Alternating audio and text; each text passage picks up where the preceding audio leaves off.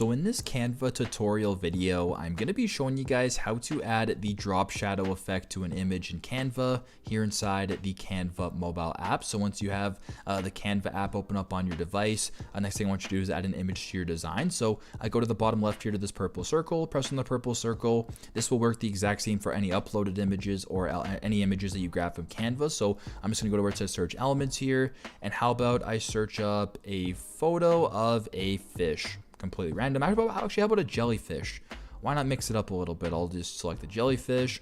I'll use this option right here. So as you can tell, that's my image. Now, if you want to add a drop shadow effect, it's super simple. Press on the image, go down to the bottom to where it says effects, so right in between filters and replace, press on effects, go to where it says tools. Beside that, press on effects right there, press on shadows, slide to the right and press on this option that says drop right here.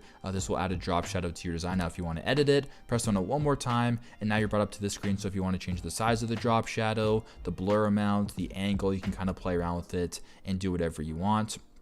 If you want to change the color, you can change the color and basically just play around with it to whatever you want. But pretty much that is how you guys can add a drop shadow effect to an image here in Canva inside the Canva mobile app. I hope this video helps.